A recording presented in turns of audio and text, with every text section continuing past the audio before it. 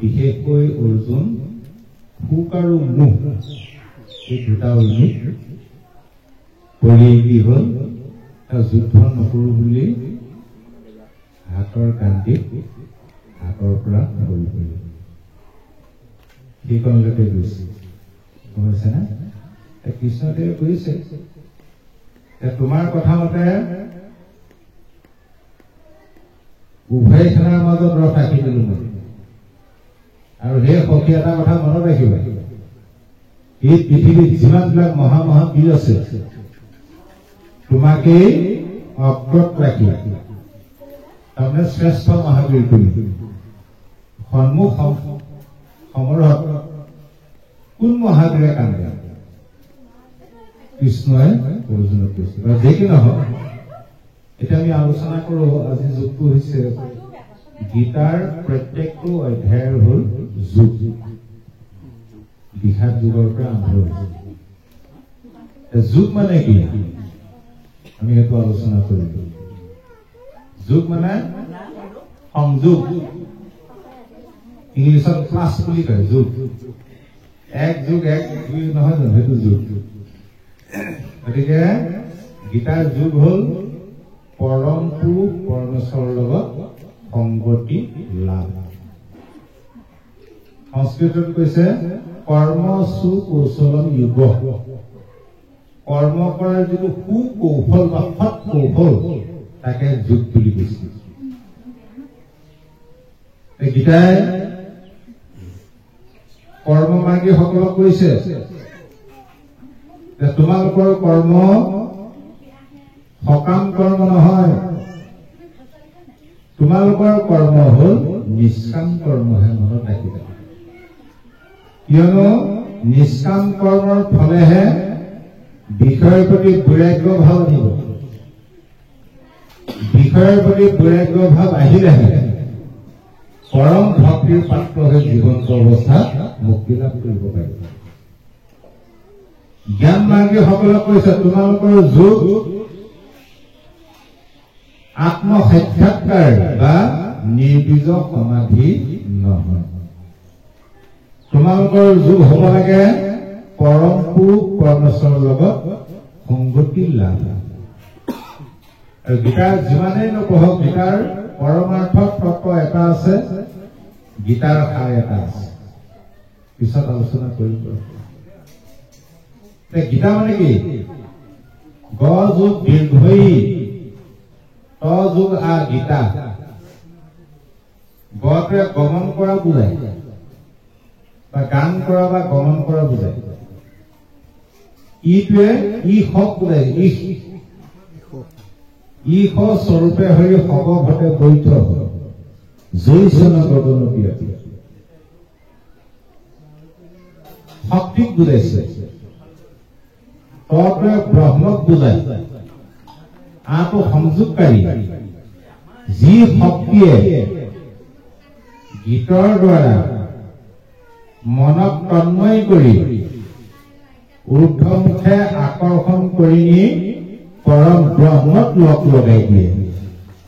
য'ত লগ লাগিলে জীৱ পুনৰ সংসাৰলৈ আহিব নালাগে সেয়ে হ'ল গীতাৰ থুলমূল অৰ্থ যুগৰ কথা ক'লে সাংখ্য মানে কি সাংখ্য শব্দটোৰ সংখ্যাৰ পৰা আহিছে আমাৰ যিটো প্ৰাণক্ৰিয়া চলি থাকে এই সংখ্যাটো ক'ৰ পৰা গণনা হৈছে মানৱ দেহৰ প্ৰাণক্ৰিয়াৰ পৰা আমাৰ যিটো প্ৰাণক্ৰিয়া হৈ থাকে 24 ঘণ্টাত কিমান বাৰ পাহৰি 64,000 কিমান বাৰ ঊৰ্ধ্বগামী অৰ্ধগামী হৈ থাকে এই প্ৰাণক্ৰিয়া তাৰ পৰা গণনা আৰম্ভ হৈছে কি সাংখ্য এটা বিষয় কপিল প্ৰভুৰ সাংখ্য দৰ্শনত সাংখ্য সংখ্যাটো কি বুজাইছে 24টা তত্ত্বৰে গঠিত মনুষ্যৰ দেহত বুজাইছে সাংখ্য যুগে প্ৰকৃতি পুৰুষ ভেদৰ কৰে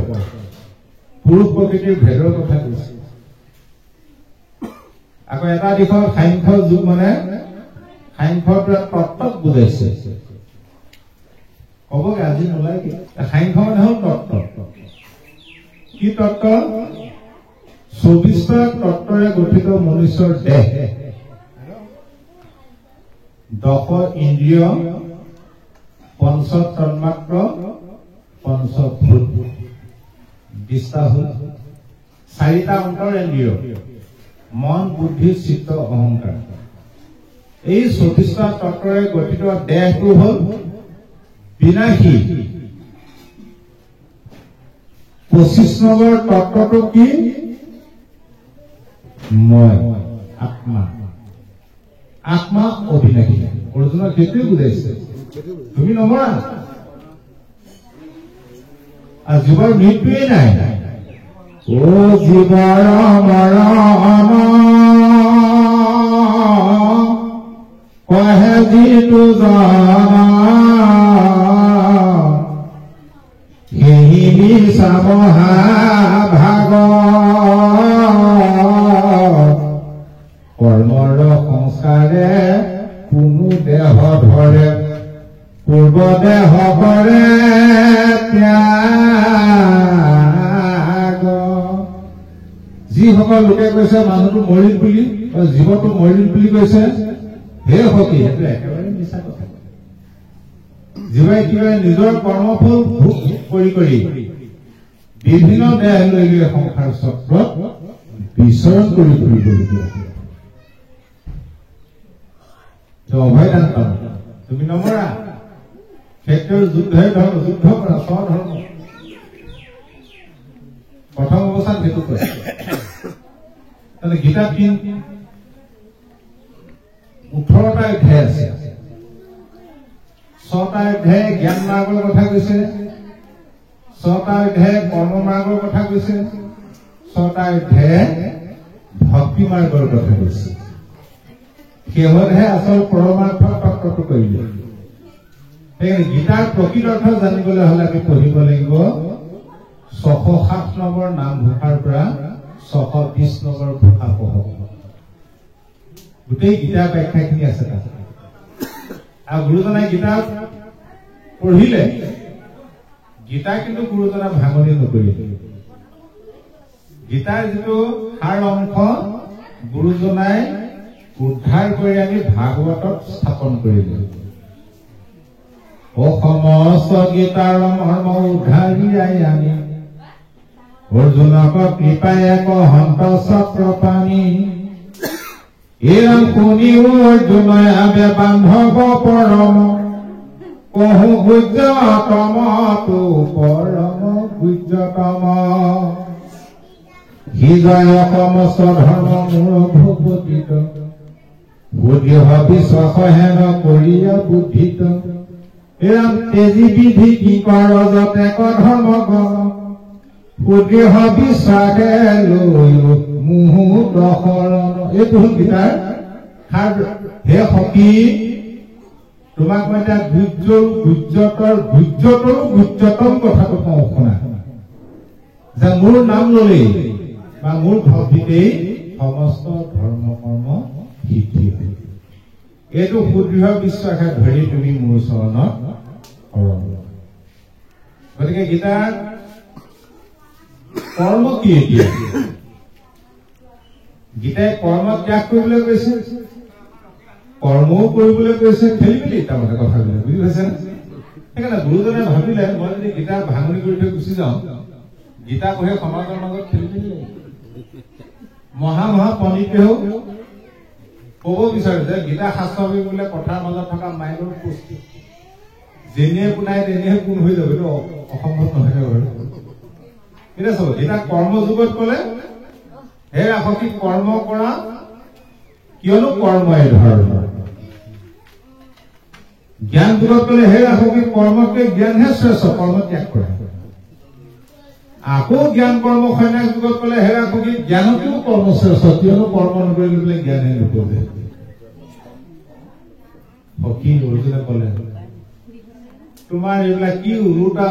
কথা মই একো বুজি পোৱা নাই মোক ভালকে বুজাই কোৱা পূৰ্বতে কলা কৰ্মই ধৰ্ম কৰ্ম কৰিবলৈ কলা তাৰপিছত কলা কৰ্মকে জ্ঞান শ্ৰেষ্ঠ কৰ্ম ত্যাগ কৰিবলৈ কলা এতিয়া তুমি আকৌ কৈছা জ্ঞানতকৈও কৰ্ম শ্ৰেষ্ঠ কৰ্ম নকৰিলে জ্ঞান নোপোৱা এটা কোনটো কৰিলে এবাৰ কৰ্ম ত্যাগ কৰিবলৈ কৈছা এবাৰ কৰিবলৈ কৈছা তেতিয়া কৃষ্ণদেৱে ক'লে হে ৰাসী তোমাক মই যিটো কৰ্ম কৰিবলৈ কৈছো এইটো হ'ল নিষ্কাম কৰ্ম আৰু যিটো কৰ্ম ত্যাগ কৰিবলৈ কৈছো এইটো হ'ল সকাম কৰ্ম সেইকাৰণে কৰ্মই ধৰ্ম বুলি কৈ থলে নহব কোনটো কৰ্মই ধৰ্ম কৰ্ম দুটা আছে এটা হ'ল সকাম এটা হ'ল নিষ্কাম গতিকে কোনটো কৰ্মই ধৰ্ম বোলে সকাম কৰ্ম কিয় কৰিব নালাগে বোলে এইটো কাৰণে কৰিব নালাগে মানুহৰ আশাবিলাক হ'ল অপূৰণীয় যিমান পালেও আশা পূৰ্ণ হয় বিষয় সুখবিলাক হ'ল অতৃপ্ত এতিয়া যিসকল লোকে এতিয়া মাহে 50,000 টকা দৰমহা পায় মনে মনে ভাবি থাকে 70 মান হৈ যোৱা হলে চলিবলৈ অহা মাহৰ পৰা 70,000 দি দিয়কচোন দুমাহ দৰমহা লোৱাৰ পিছত ভাবে পুৰাপুৰি এটাই হৈ যোৱা হলে যদি দুমাহ পিছত 1 লাখ টকা দি আকৌ মনে মনে ভাবিব 20 মান হৈ যোৱা হলে 20টো খাব নে একটো জমা কৰিলে অসন্তুষ্টিজনৰ নখন্দে মনৰ দুখ তলিকৰ লাভনি পাইলে নাহি তাৰ গীতাতে কৈছে কৃষ্ণ অৰ্জুনক কৈছে সখী আশাবিলাক এনেকুৱা প্ৰথমতে মানুহটো গাঁওখনৰ ভিতৰত ধনী হবলৈ মোক প্ৰাৰ্থনা কৰে গাঁওখনৰ ভিতৰত যদি ধনী মানুহ কৰিলো পিছত অঞ্চলৰ ভিতৰত ধনী হবলৈ বিচাৰে গৈ গৈ গোটেই দেশখনৰ ভিতৰত ধনী হবলৈ বিচাৰে দেশখনৰ ভিতৰত যদি ধনী মানুহ কৰিলো আকৌ পৃথিৱীৰ ভিতৰত ধনী হবলৈ বিচাৰে তেওঁ যদি মই গোটেই পৃথিৱীখন দিলো দুদিনমান থকাৰ পিছত মনে মনে ভাবি থাকে কেনেবাকৈ স্বৰ্গখনো পাই যোৱা তেওঁ যদি মই স্বৰ্গখনো দি দিওঁ অলপ দিন থকাৰ পিছত মনে মনে ভাবি থাকে কেনেবাকৈ কৃষ্ণটোক খেদি বৈকুণ্ঠখন দখল কৰিব পৰা হলে মই ঈশ্বৰ হৈ এইটো মানুহৰ আশা সেইকাৰণে আশা কৰা মতে মানুহে ফল নাপালে ঈশ্বৰৰ ওপৰত খং নুঠিব জানো আশা কৰা মতে কেতিয়াও ফল নাপায় যিটো আপুনি কৰ্মৰ টোপোলা লৈ আহিছে সেইমতেহে ফলটো পাব আপোনাৰ ভঁৰালত খালি ধান খেতি ভৰাই থৈ দিছে এতিয়া বহাগ বিহু আহিলে বুলি ভঁৰালৰ সময় জহা ধান বিচাৰিলে পাব যিটো খেতি কৰি দিছে তাইহে ফল অ কৰ্মী বহি মুখ তাৰ বহু দুখ আশা দেখে প্ৰাণ যাই দুগ্ধ খাই বুলি মনে আশা কৰি চাৰি মৰে বাজি গাই তেওঁলোকে আশাতে প্ৰাণ যায় বোলে গাখীৰ খোৱাৰ আশা বোলে বাজি গাই পোহা নিচিনা হয় যিমান ঘাঁহ পানী দিলেও তাৰ পৰা গাখীৰ খাবলৈ নাপায় বোলে একেবাৰে ফল নাপায় না কেতিয়াবা পাব পাৰে যদিহে তেওঁ পূৰ্বজন্মৰ সংস্কাৰ থাকে যদি পূৰ্বজন্মৰ সংস্কৃত ফল থাকে ভোগ কৰিব ফল পালানো কি হব যদি ফল পাই স্বৰ্গভূমতে যাই নুবুজে চিন্তা মনত পূৰ্ব কৰ্ম ফলে কেকে ধৰি আমি পেলাবয় নৰকত ভোগ কৰিলে আকৌ পুণ্যক্ষয় হব পুণ্যক্ষীণ ভৰিলে নাই নৰকতৰ মজা আকৌ নৰকতলৈ ধৰি আহিব লাগিব নিষ্কাম কৰ্ম কেনেকে কৰি বোলে শুনা নিষ্কাম কৰ্ম কৰাৰ 3টা কৌশল প্ৰথম কৌশল তুমি যিমানবিলাক কৰ্ম কৰিবা জয় জয়তে পৰম পুৰুষ পৰমেশ্বৰৰ চৰণত সমস্ত কৰ্ম তুমি অৰ্পণ কৰিব লাগিব দ্বিতীয় কৌশল হেৰা সখী তোমাৰ কৰ্মতহে অধিকাৰ আছে ফলত নাই সেইকাৰণে যিহেতু তোমাৰ কৰ্মফলত অধিকাৰী নাই তুমি কৰ্মফলটো কিন্তু ত্যাগ কৰিব লাগিব এই কথাটো কওঁতে আকৌ অৰ্জুনে উভতিত হৈছে হেৰা সখী মই নিজে কৰা কৰ্মফলত যদি মোৰ নিজৰ অধিকাৰ নাই তেন্তে মই কৰ্ম কৰিনো কি লাভ হৈছে এতিয়া কৃষ্ণদেৱে বোলে হেৰা সখী কিয় কৰ্মফল ত্যাগ কৰিব লাগে তাৰ কাৰণটো বুজি লোৱা কৃষ্ণে বোলে তাৰ হেতু শুনা মহাবল নুবুজিলে ঈশ্বৰে আপুনি দেন্ত ফল ঈশ্বৰক একো বিচাৰিব নালাগে কৰ্মত ফলটো লাগি আছে ঈশ্বৰে দিবই সৎকৰ্মৰ সৎফল অসৎকৰ্মৰ অসৎফল অজেনয়াতি শিশুচবা ভয় ঘন বাঞ্ছয় তথাপিতো স্নেহে থাকি মাতি স্তন দেৱ কেঁচাতে মাকক খাবলৈ একো নিবিচাৰিছে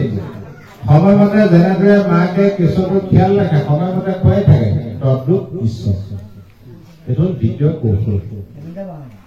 তৃতীয় কৌশল কৰ্তৃত্ব অভিমান ত্যাগ কৰি পেলোৱা বা মমত্ব বুদ্ধি ত্যাগ কৰা কিয়নো তুমি কৰিছো বুলি নাভাবিবা মই সমস্ত জীৱৰ হৃদয়স্থিতি হৈ প্ৰকৃতি বা স্বভাৱৰ দ্বাৰা আমাৰ কৰ্মবিলাক কৰাই আছে সমস্ত ময়ে কৰাই আছে যেতিয়া এই কথাটো কৈ দিলে তেতিয়া অৰ্জুনে আকৌ ঘূৰি ধৰিলে হে ৰাহুলা তুমিয়ে যদি জীৱৰ হৃদয়স্থিতি হৈ তুমিয়ে যদি কৰ্মবিলাক কৰাই থাকা তেন্তে ভাল কাম কৰিলেও ফলটো তুমিয়ে পাবা বেয়া কাম কৰিলেও তুমিয়ে দায়ী তুমিহে কৰাইছা সেইটো কৈ থোৱা বহুতে ঈশ্বৰে কৰালে আমাৰ আকৌ কি হয় ভাল কামটো কৰিলে মই কৰিলো বুলি কয় বেয়া কামটো কি কব ঈশ্বৰে কৰালে এইটোৱে গণ্ডগোল আমাৰ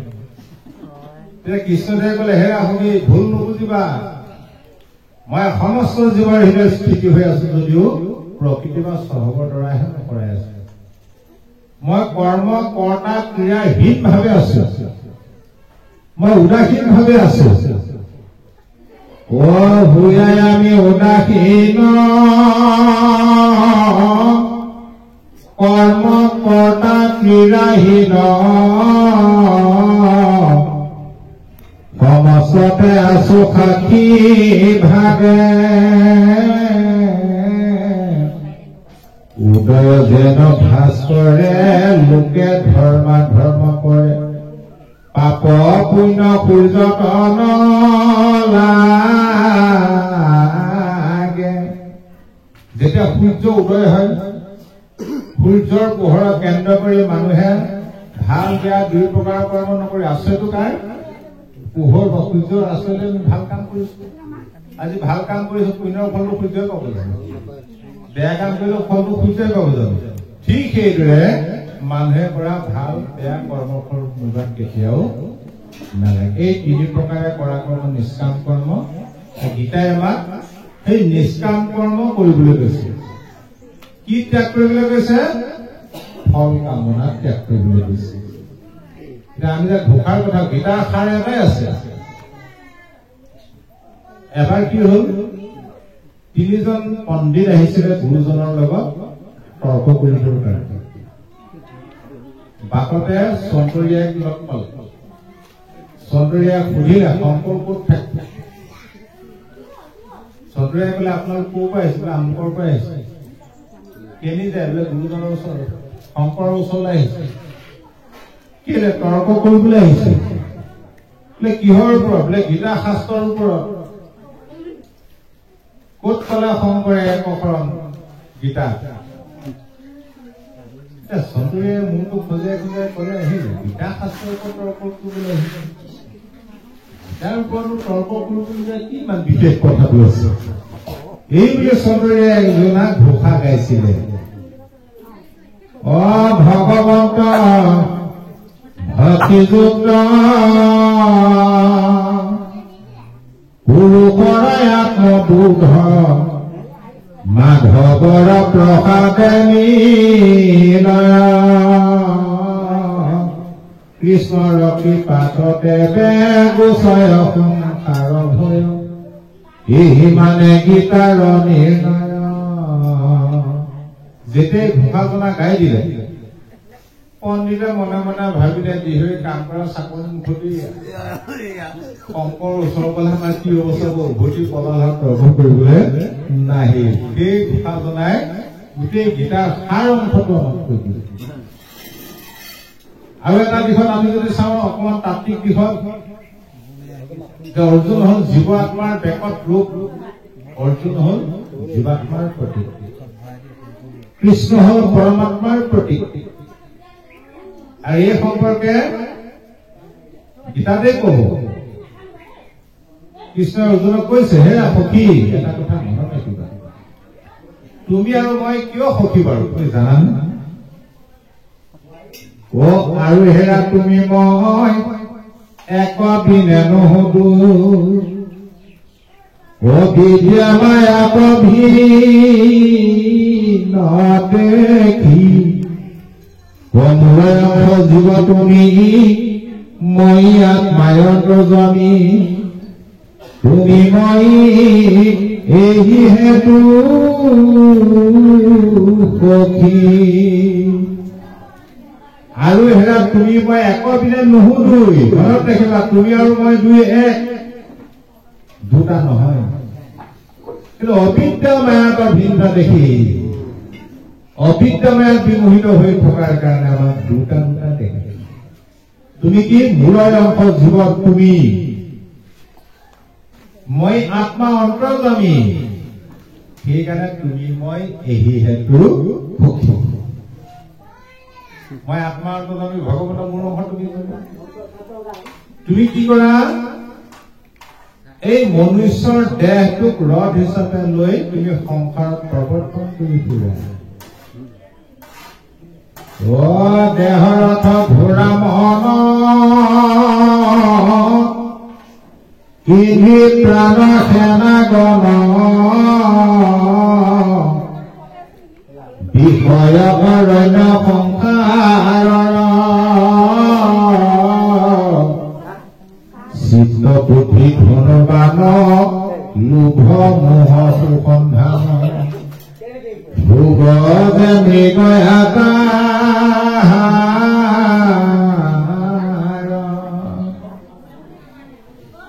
মনুষ্যৰ দেহটো হ'ল এখন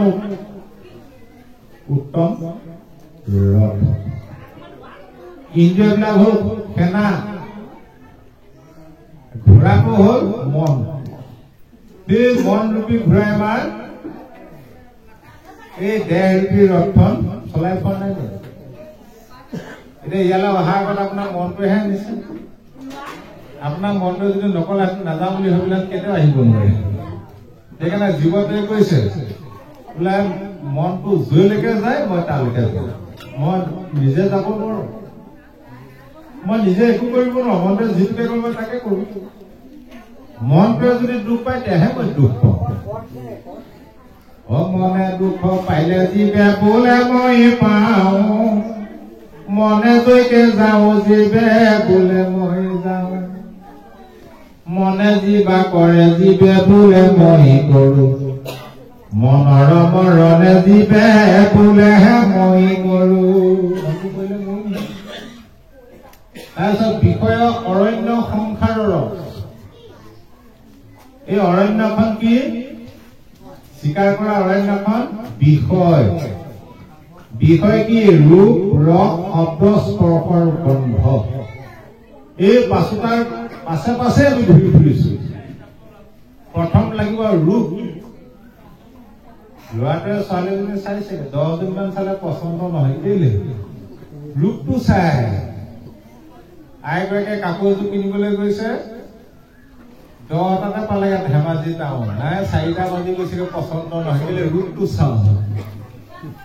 এই চকুৱে ৰূপ ভোগ কৰে ৰস আপোনাৰ সকলো গোটাই গোটাই খাই পেটটো ভৰিবলৈহে খাব লাগে আকৌ ভাগে ভাগে বনাব চেলেকিবও লাগিব কামুৰিবলৈও লাগিব নহলে বাৰু কত যে কি লাগে কেলে ৰস জিভাখনৰ কাৰণে কিন্তু এইখন পাৰ হোৱাৰ পিছত কিবা অৰ্থ আছে জানো ৰূপ ৰস জিভাই ভোগ কৰে শব্দ কাণেৰে ভোগ কৰে স্পৰ্শ চালেৰে ভোগ কৰে গন্ধ নাকেৰে ভোগ কৰে এই ৰূপ ৰস শব্দ স্পৰ্শ গন্ধ পাঁচোটাৰ বিষয় হ'ল অৰণ্য চিত্ত ধনু বুদ্ধি হৰ চিত্ত বুদ্ধি ধনুৰ বাণ লোভ মোহ সুসন্ধান লোভ আৰু মোহ যিটোৰ প্ৰতি লোভ হৈছে যিটোৰ প্ৰতি আপুনি মোহিত হৈছে তাৰ পাছে পাছে আপুনি খেদি খেদি গৈ আছে পিছত ভোগ যে মৃগয়া নাহে সকলো চপাই গুচাই আনি ভোট কৰাটো হ'ল মৃগ চিকাৰ। তাৰপিছত কৈছা তুমি কি কৰা, মোৰ অংশ হলেও তুমি জীৱনটো ধৰি পেলোৱা। তাৰমানে পৰমাত্মাৰ অংশ হল আত্মা। আত্মাই যেতিয়া ৰূপ এটা লব, দেহ পঞ্চভৌতিক দেহটো লব, তেতিয়া সি ৰূপ লৈ কি জীৱ। তুমি জীৱ ৰূপ ধৰি দেহ গোটা ৰথ কৰি সংসাৰৰ প্ৰৱৰ্তন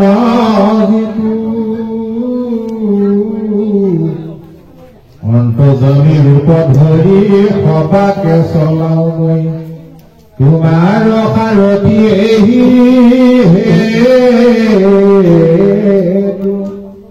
তুমি জীৱৰূপটো ধৰি মনুষ্যৰ দেহটো ৰথ হিচাপে লৈ সংসাৰত প্ৰৱৰ্তন কৰি আছা, আৰু মই অন্তৰ্গামী ৰূপটো ধৰি গোটেই প্ৰপঞ্চ ময়ে চলাই আছো, জীৱদেহবিলাক ময়ে চলাই আছো। সেইকাৰণে তোমাৰ ৰথৰ সাৰথিও মই। সাৰথিও নাই, পাইলট। এতিয়া কথা যিহেতু আমাৰ সাৰথি হল কৃষ্ণ, নহয় বাৰু, পাইলটটো হল কৃষ্ণ। তেওঁ যদি কেনেবাকে গাড়ীখনৰ পৰা নামি দিবলৈ হয়, আপোনাৰ গাড়ী এনেকুৱা গাড়ী হৈ থাকিবনে বাৰু? সেইকাৰণে আমাৰ প্ৰথম কাম হব, ৰাতিপুৱা শুই উঠি গা পা ধুই গাড়ীখনত তেল মবিল ভৰোৱাৰ আগত পাইলটজনক ভালকে খুৱাই লওক, তেতিয়া গাড়ী ঠিকে চলাব। এতিয়া আমি কি কৰিলো, ড্ৰাইভাৰজনক গুৰুত্ব নিদিলো, নিজে ঠিকছে খাই ললো। সেইকাৰণে ড্ৰাইভাৰ ভোকত মানে খঙত গাড়ী চলালে, সেইকাৰণে আধা কৰি তলত পঢ়িব আৰু কঁকাল দি চুগাৰ প্ৰেছাৰ গোটেইখনে পালে, উপায় নাই। 100 বছৰ ঠাইবিলাক 60-55 যাবলগীয়া হল। যি কি নহওক, এতিয়া সঞ্জয়ে ধৃতৰাষ্ট্ৰক কৈছে, হে মহাৰাজ শুনা, অজ্ঞানত থাকি সুসাগৰৰ মাজত পাৰ্থ তল গল। পিছত ঋষিকেশে সাংখ্য উপদেশ দি অৰ্জুনৰ অজ্ঞান আন্ধাৰ দূৰ কৰিলে যেনেদৰে ঘোৰ অন্ধকাৰ অনেক কালৰ যেনে সূৰ্য কৰে নাশ। এতিয়া কৃষ্ণই অৰ্জুনক কয়, পুৰে ধন দয়া সোণা দয়াময়,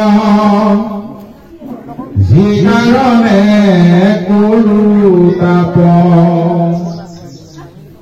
চুক অস্ত্ৰাদি বাইকে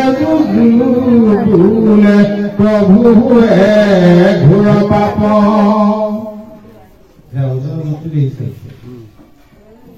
অস্ত্ৰই কথাটো বাদেই, তৰ্ক যুদ্ধ কৰিলেও বোলে পাপ হয়। আগতে চিন্তা নকৰিলে, কিমান মানুহ মাৰিলে, দুটা দুই বাহু কৰিলে।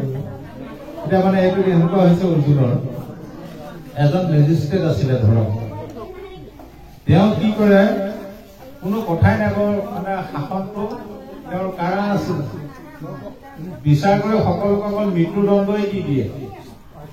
কিমান মৃত্যুদণ্ড দিলে ঠিক নাই। এদিন তেওঁ পৰিয়ালৰ ল'ৰা এটা পৰি গল কেছত, তেওঁ মৃত্যুদণ্ড দিবলগীয়া, হাত কপিছে চৰিত্ৰ অৰ্জুনে সেইটোৱে হৈছে।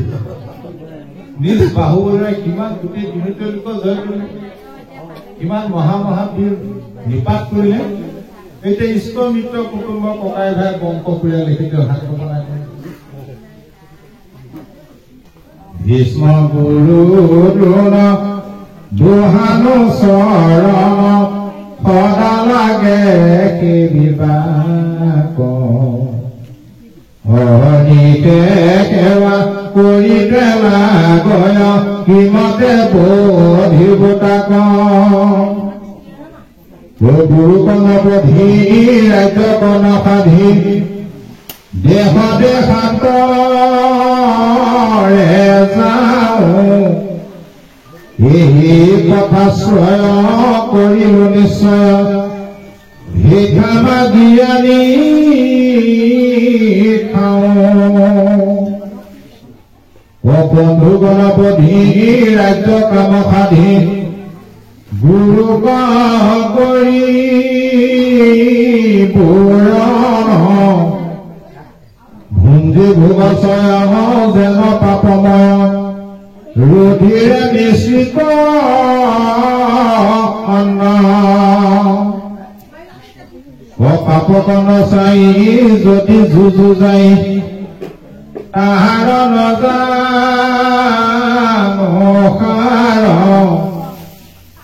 কুৰু পাণ্ডৱৰ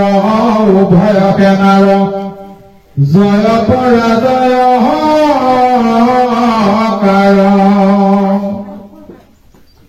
ধৰ্ম অধৰ্মত বুদ্ধি ভৈৰাহত তোমাক পুচু বিশেষ যোদ্ধা ভিক্ষাতন কোন গোটাশ্ৰেয় গুৰিও কঢ়ি কেশ তুমি নিজ গুৰু প্ৰপন্ন শিষ্যক শিক্ষা দিতে লাগে স্বামী পিতৃকে পুত্ৰৰ নিয়মৰ কৰ্তা দণ্ডদাতা প্ৰভু তুমি গুৰু ঈশ্বৰদেৱ সৰ্বভাৱে সেৱা কৰিতে লাগে